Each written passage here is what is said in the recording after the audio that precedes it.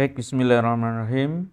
Assalamualaikum warahmatullahi wabarakatuh. Selamat siang, selamat sore, dan selamat pagi para mahasiswa konsentrasi fisika. Pada seri perkuliahan pengantar fisika zat padat pada kesempatan kali ini, saya ingin menjelaskan terkait file yang sudah saya berikan kepada Anda pada minggu lalu ya. Yaitu membahas tentang ikatan kristal atau ikatan interatomik ya. Jadi kalau kita kalau berbicara tentang apa yang ada di dalam kristal itu, tentu saja yang kita bicarakan interaksi antar atomnya ya. Jadi ketika Anda belajar tentang listrik dan magnet dulu ya, itu ada pembahasan mengenai gaya Coulomb atau gaya interaksi antar muatan. Di sini juga sama ya. Memang ada dominasi, ada gaya elektrostatik ya. Kalau dia positif dan positif, tolak menolak. Kalau negatif dan negatif, tolak menolak juga. Kalau positif dan negatif juga dia akan tarik menarik ya. Sejenis tolak menolak, tidak sejenis tarik menarik. Itu interaksi elektrostatiknya dilihat dari jenis muatan positif dan negatifnya. Terus di dalam sistem kristal itu yang terbentuk dari unsur-unsur gas ya, awalnya itu juga ada interaksi lain ya. Juga berarti ada energi yang lain selain elektrostatik ini, yaitu adanya ikatan ionik, kemudian ikatan kovalen, dan yang terakhir ikatan van der Waals gitu ya. Nah, nanti kita coba bahas yang ikatan van der Waals ini, tipenya itu kayak apa. Kalau dilihat dari skemanya atau visualisasinya itu, ini ikatan van der Waals seperti ini. Kemudian ini ikatan ionik. Kemudian ini ikatan logam. Dan ini ikatan kovalen. Sebelum masuk ke lebih jauh, ada beberapa hal istilah yang nanti sering Anda dengar dan jumpai ya, yaitu adanya energi kohesif. Energi kohesif ini didefinisikan sebagai energi yang harus diberikan terhadap kristal untuk memisahkan komponen-komponen pembentuknya menjadi atom netral dalam keadaan diam pada jarak yang sangat jauh dengan konfigurasi elektron yang sama atau elektronik yang sama. Jadi di sini sekali lagi energi kohesif itu didefinisikan adalah energi minimal yang diberikan pada kristal untuk memisahkan komponennya. Ya, jadi kristal itu kan tersusun sangat padat rapat kayak gitu ya oleh atom-atom yang menempati kisi-kisi.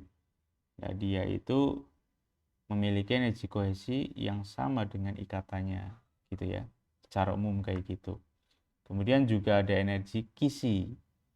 Energi kisi ini didefinisikan sebagai energi yang diperlukan untuk memisahkan ion-ion. Ya. Kalau yang tadi untuk memisahkan komponen-komponen pembentuknya. Kalau di sini misalkan ion-ion. Ya. Yang membentuk kristal menjadi ion-ion yang bebas dengan jarak antar ion sangat jauh dan tidak ada gaya elektrostatik antar ion itu. Benar-benar bebas, sangat jauh. Nah, sekarang ikatan van der Waals ini ya ditemukan oleh seorang ilmuwan ya dari kebangsaan Belanda yang bernama Johannes van der Waals ya. Nah, kristal itu bisa saja terbentuk dari suatu gas mulia ya. Dengan ikatan van der Waals itu nanti akan terbentuk suatu kristal sederhana. Tapi tipe ini itu memiliki ikatan yang sangat lemah. Jadi ikatannya itu yang pada proses ini sangat lemah dan suhu leburnya rendah. Itu ciri khas ya yang melekat pada kristal yang terjadi karena adanya ikatan van der Waals. Nah, untuk memahami lebih jelas apa interaksi van der Waals itu, maka ditinjau suatu atom yang mempunyai elektron. Sekali lagi kalimat ini Anda perhatikan. Atom yang mempunyai elektron bermuatan negatif mengorbit inti atom bermuatan positif, dimodelkan sebagai sebuah osilator harmonik. Berbicara tentang atom, tentu saja yang Anda bayangkan itu ada suatu inti di tengah. Kemudian ada elektron yang mengitarinya. Itu model Rutherford dengan dilengkapi dengan postulatnya Bohr gitu ya. Inti di tengah dikelilingi oleh elektron. Atom yang mempunyai elektron bermuatan negatif ini mengorbit inti atom bermuatan positif, dimodelkan sebagai pegas atau dia menghasilkan suatu osilasi harmonik.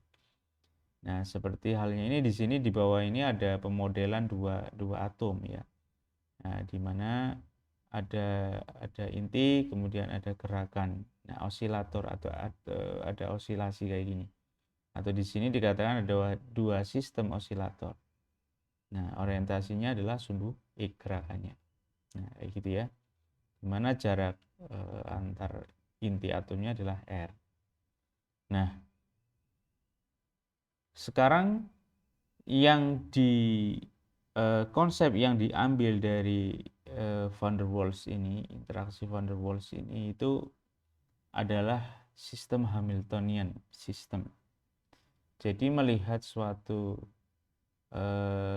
sistem itu dilihat dari energinya. Ya. Sekali lagi, Hamiltonian itu melihat dari konsep energi. Nah, ketika suatu atom bergerak, kalau ada suatu yang bergerak mekanik, maka kalau ditanya energi, jawabnya energi kinetik, gitu ya. Kemudian kalau ada perpindahan, kedudukan, posisi, ada potensial. Nah, ini sistem ini pun juga sama. Jadi kalau ada dua sistem pegas seperti ini, maka dia memiliki dua energi kinetik, masing-masing EK1 dan EK2. Nah, bedanya di sini itu diekspresikan dalam bentuk momentum. Ya. Ini ada momentum 1, momentum 2, energi kinetik 1, energi kinetik 2. Nah, ini kok bisa seperti ini? Iya, kalau Anda menguraikan bahwa momentum itu adalah M kali V, ya. Nanti M kuadrat, karena ini kuadratnya V kuadrat, ini dibagi M, berarti ada setengah MV kuadrat. Ya, maknanya sama ya. Nah, selain ada gerakan, ada kecepatan, velocity, juga ada kalau pegas itu kalau kita regangkan itu kalau kita lepas dia akan kembali ya. Semakin jauh kita meregangkan berarti semakin besar potensi untuk bergerak. Nah, itu yang kita sebut sebagai energi potensial. Nah, ini besarnya itu setengah kx kuadrat atau setengah konstanta kali perpindahannya kuadrat. Ini juga sama. Nah, ini dilihat dari sistem gerak. Energi dari sistem gerak. Ada energi lain, karena ini adalah atom muatan, tentu saja ada energi listriknya, energi potensialnya, gitu ya. Nah, energi potensial itu juga bergantung pada jarak. Di sini ada energi disajikan dalam bentuk seperti ini, masing-masing jaraknya, gitu ya. Nah, kemudian karena vibrasinya, X-nya ya, perpindahan gerakannya dari pegas ini ya, dibandingkan dengan jarak antar atomnya itu ya, yang sangat jauh, jadi R ini itu sangat besar, sangat panjang dibandingkan dengan vibrasinya ini yang cukup kecil, maka bentuk yang kayak gini itu yang panjang ini lebih efektif ya dituliskan dalam bentuk yang seperti ini, sehingga total energinya adalah dari unsur gerakan dan unsur elektrostatiknya. Nah, dituliskan dalam bentuk seperti ini. P kuadrat per 2M tambah setengah C X1 kuadrat tambah P2 kuadrat per 2M tambah setengah C X2 min 2E elektron ya, ini muatan, X1 X2 perpindahan, dan R pangkat 3. Nah, untuk keperluan untuk menafsirkan lebih mudah, dilihat dari persamaan ini, maka dilakukan suatu transformasi ya, dilakukan manipulasi sehingga ditemukan bentuk Hamiltonian yang efektif setelah dilakukan transformasi, seperti persamaan 2.8 yang ini ya. Nah, kemudian karena ini sistemnya vibrasi, gerakan, gelombang, maka ada periode atau frekuensi getarannya. Nah, frekuensi getarannya diruntut dengan persamaan seperti ini, gitu ya. Ini adalah dideretkan ya. Nah, kemudian didapat ya tenaga titik terendah atau energi potensial yang dimiliki oleh ikatan tadi jika kita menganggap suatu bekas, maka bentuknya adalah ini min H omega 0 dikali 1/8 2E kuadrat per konstanta elastisnya dikalikan dengan jarak antar atomiknya pangkat 3 dan kuadrat. Nah, ini kalau kita lihat bentuknya seperti ini tentu saja sudah ada kaitannya dengan mekanika kuantum ya. Nah, di sini ada tetapan Planck-nya. Oke, itu berkaitan dengan interaksi van der Waals, ikatan van der Waals yang orientasinya kalau kita anggap ada pegasnya. Nah, ketika dia pegas itu bergerak pada kondisi tertentu itu nanti dua atom itu ada kecenderungan yang posisinya pada kedudukan terdekat. Jadi ketika dia bergerak ya, nah ini kemungkinan akan kita dapati kedudukan dua atom ini sangat dekat lah. Nanti ketika posisinya seperti ini dikatakan itu elektron mengalami tumpang tindih ya, atau di sini overlap. Nah, maka menurut interaksi ini ya, karena dia cukup dekat ya, maka memiliki energi potensial yang cukup besar ya, dan kecenderungannya itu repulsif atau tipenya ini tolak menolak ya, karena sangat dekat energi potensialnya membesar, tapi apa ya, tipenya ini gerakannya itu nanti dia tertolak kayak pegas itu, dia sangat jauh mendekat, nanti setelah dekat sekali dia akan terpental sangat cepat gitu ya. Dengan persamaan energinya itu seperti ini ya. U variabel R, maksudnya energi potensialnya itu bergantung pada R. Nah, ini berbanding terbalik, artinya semakin dekat R-nya semakin pendek, maka energi potensialnya membesar gitu ya. Oke lah, sekarang kalau kita tinjau dari kisinya ya, jika diabaikan energi kinetik gas mulia, maka tenaga kohesif suatu gas mulia dalam kristal merupakan jumlah potensial Lennard-Jones dengan keseruan pasangan atom pada kristal. Oke, jadi kristal itu tadi terbentuk bisa dari suatu gas ya. Gas itu dinamis, bergerak. Maka ada energinya. Nah, energinya itu adalah energi kinetik gas ya. Kita sebut sebagai energi kinetik gas. Nah, jika faktor energi kinetik gas ini kita eliminasi, kita abaikan, maka tenaga kohesifnya, tenaga minimal yang diperlukan untuk memisahkan atom-atom dari gas yang sudah menjadi kristal tadi itu, nah, merupakan penjumlahan dari persamaan Lennard-Jones tadi. Nah, diekspresikan pada persamaan 2.13 ini seperti ini. Nah, kemudian energi total ini itu sangat dipengaruhi dengan atom-atom tetangganya gitu ya. Nah, pada kristal yang strukturnya FCC terdapat 12 atom tetangga terdekatnya. Maka atom terdekat itu memberikan kontribusi yang paling besar terhadap tenaga interaksi kristal gas mulia. Jadi ya, kalau semakin banyak atom tetangga berarti kan energi potensialnya bertambah, tentu saja bertambah kayak gitu ya.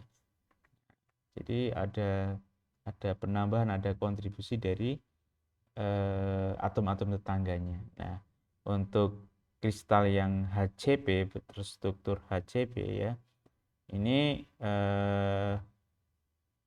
memiliki energinya untuk yang ini ya, P pangkat min 12, momentum pangkat min 12 ini, variabel ini, dan yang variabel min 6 itu nilainya seperti ini. Oke. Jadi kalau nah ini yang terakhir, energi kohesif kristal gas mulia pada suhu 0. Ini dalam keadaan steady state tadi ya, keadaan yang dalam keadaan suhunya 0, kemudian tekanannya 0. Keadaan steady, dia memiliki energi total min 8 kali 6, 8,6 kalikan dengan N-nya dikalikan dengan harga tetapan epsilon. Persamaan ini atau harga ini itu didapat dari mensubstitusikan persamaan 2.14 dan 2.16 ke persamaan 2.12. Nah, dari sini energi kohesif yang tertera pada persamaan 2.17 ini adalah tenaga kohesif dengan mengandaikan atom-atom gas mulia dalam keadaan diam atau dalam keadaan rest. Ini ya keadaan minimalnya. Nah, padahal sebenarnya kan dia sangat dinamis kayak gitu ya. Oke, mungkin itu saja berkaitan dengan ikatan van der Waals. Sekali lagi saya ingin mereview ikatan van der Waals ini. Yang Anda bayangkan itu dianggap atom itu tidak hanya gerakannya 3 dimensi ya, X, Y, Z, tapi dia juga vibrasi ya. Nah, apakah hanya itu saja? Sebenarnya dia juga melakukan gerakan lain, yaitu rotasi gitu ya.